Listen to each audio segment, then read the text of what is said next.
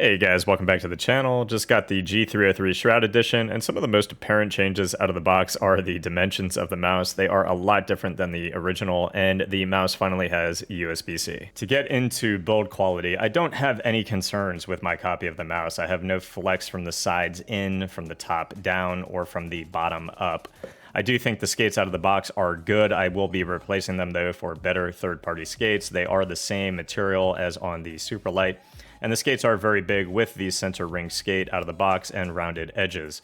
As far as my Mouse 4 and Mouse 5, I have just a bit of pre-travel on both, but no post-travel whatsoever. The clicks feel very, very tactile and very good.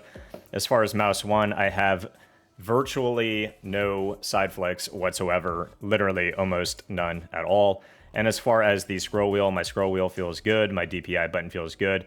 The only thing I have on my scroll wheel, a little bit of a rattly feeling on the upstroke of Mouse 3.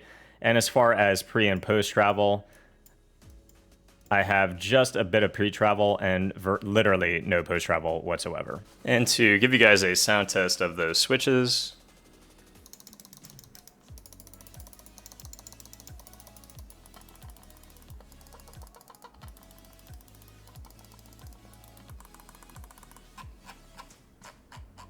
and the weight of my copy is 74 grams. I did play very well with the 303 Shroud Edition out of the box, and I am going to throw up gameplay clips here while we talk about the differences between the 303 and the Superlight and the Orochi. The 303 is different than most ambidextrous mice. It has very aggressive flares outward that then taper back inward towards the front of the mouse. For me, that kind of forces my hand into a particular grip with the mouse, which is a relaxed claw or aggressive claw grip. I play better with a claw grip, but unfortunately with typical ambidextrous mice like the Superlight and the Orochi, I kind of get a little too relaxed, and I begin to more so relaxed fingertip the mice. And again, I just play better with a more aggressive claw grip. So for me, that actually benefited my performance in-game on the 303 Shroud Edition. But that's something that everybody needs to be aware of. On the Superlight and the Orochi, being that they're typical ambidextrous type mice, you are able to open up your grip to many different grip styles. And if you don't like playing with a claw type grip, I don't know if you're necessarily going to like the G303 unless you're able to, of course, find a different comfortable grip with the mouse. I have very large hands, and if I had smaller hands, I don't know if I would even have as much of an enjoyable experience with the mouse because of the way and position of where my fingers would hit. Because as you have those aggressive flares, it causes the distance of your fingers to obviously change when you are gripping something that isn't going outward and having additional distance to cover with your fingers before getting to the front of the mouse. For size hands like mine, I would definitely recommend the mouse. I like it more so than the Superlight and the Orochi for my own personal playstyle, my personal needs. But the Orochi and the Superlight, again, open your grip up to many different grip styles, and I do think that both of those mice are very solid performers. Also, out of the three mice, the G Pro Superlight, in my opinion, is still with its length and the way the mouse kind of flares upward and then has that hump in the middle. It does still have quite a bit of inner hand maneuverability inhibition in the sense that as you try to move this mouse around in your hand to bring that sensor down, this little portion of the mouse towards the back where it flares up will hit that little pocket, that meaty portion of your thumb, more so than the Shroud Edition and the Orochi V2. But the Shroud Edition does kind of have that problem as well, and it's because of the way the mouse kind of angles and comes up right there towards the back of the mouse, very pointed towards the back and kind of comes up very quickly. So as you are kind of getting that inner hand maneuverability, it kind of hits me right in this pocket and gets blocked.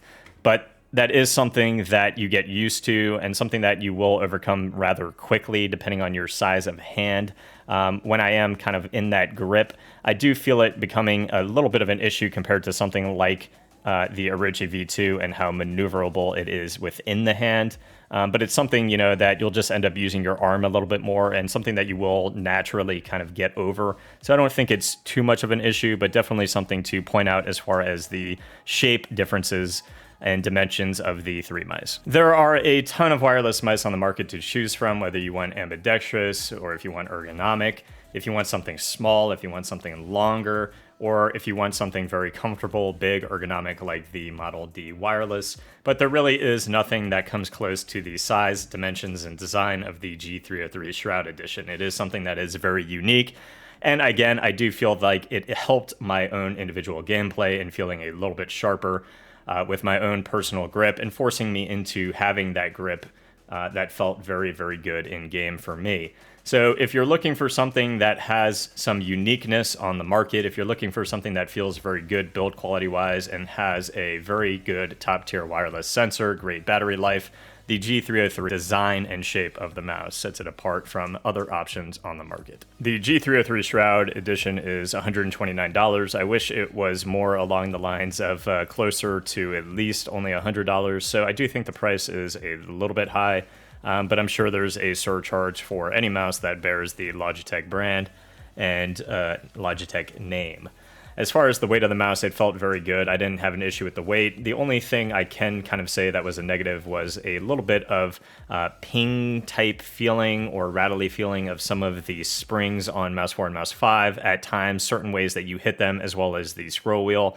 And when you put the mouse, pick it up and put it down, you do feel a little bit of that pingy, rattly feeling as well, but not anything that affected me in game. I do feel the coating was rather grippy. I didn't have an issue with it feeling muddy or anything like that, but it is a fingerprint magnet, and you do pick that up on the mouse itself. So overall, a really, really good performing mouse, a top-tier sensor, a shape that worked for me, a shape that won't work probably for everybody, but something that is worth a try if you think that the size and dimensions of the mouse will work for you. If that helped, guys, please leave a subscription to the channel, and I'll see you guys in the next review. Peace.